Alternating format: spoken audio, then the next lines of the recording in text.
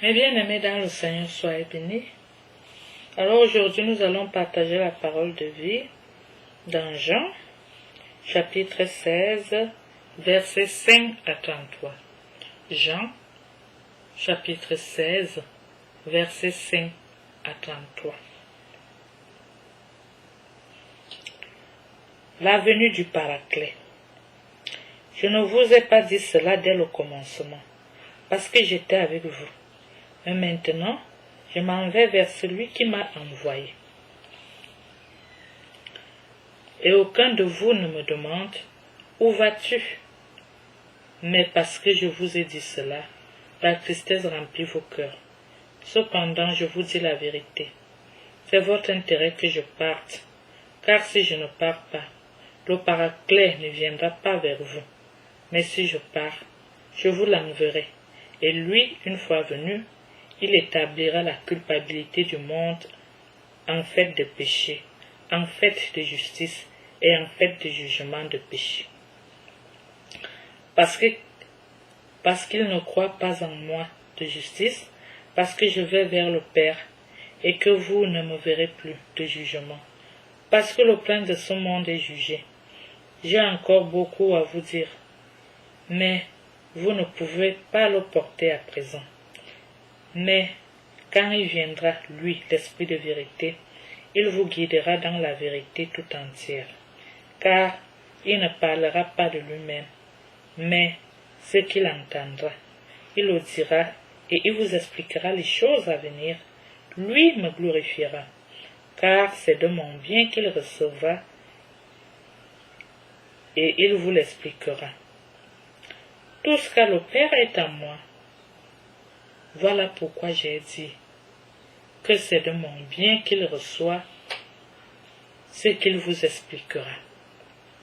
Encore un peu de temps, et vous ne me verrez plus, et puis un peu encore, et vous me verrez.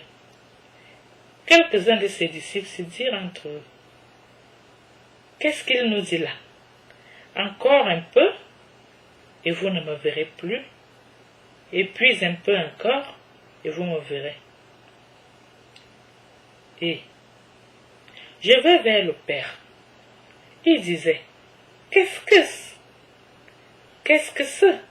Un peu. Nous ne savons pas ce qu'il veut dire.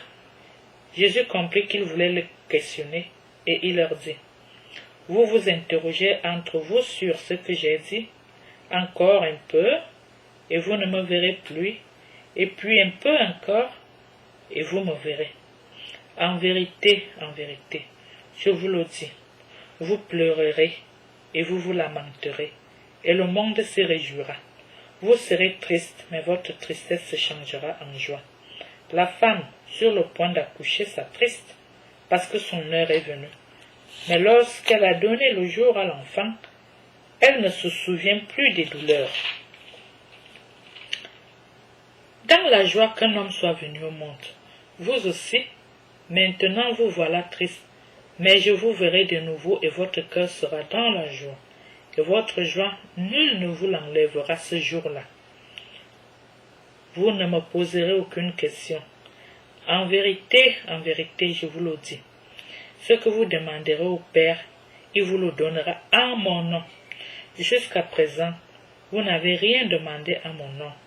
Demandez et vous recevrez, pour que votre joie soit parfaite. Tout cela, je vous l'ai dit en figure. L'heure vient où je ne vous parlerai plus en figure, mais je vous entretiendrai du Père en toute clarté.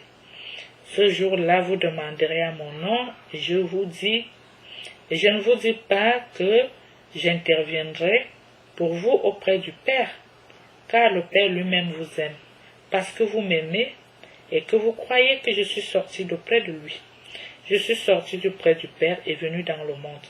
À présent, je quitte le monde et je vais vers le Père. Ses disciples lui disent, voilà que maintenant tu parles en clair et sans figure. Nous savons maintenant que tu sais tout et n'as pas besoin qu'on te questionne. À cela, nous croyons que tu es sorti de Dieu. Jésus leur répondit, vous croyez à présent? Voici venir l'heure et elle est venue où vous serez dispersés chacun de votre côté et me laisserez seul. Mais je ne suis pas seul. Le Père est avec moi. Je vous ai dit ces choses pour que vous ayez la paix en moi. Dans le monde, vous aurez à souffrir, mais gardez courage. Moi, j'ai bel et bien vaincu le monde. Mes bien-aimés dans le Seigneur, n'est-ce pas une parole rassurante de la part de notre Seigneur? Alors, je vous remercie beaucoup d'avoir accepté de partager avec nous. Nous nous retrouverons au partage suivant et que le Seigneur vous bénisse.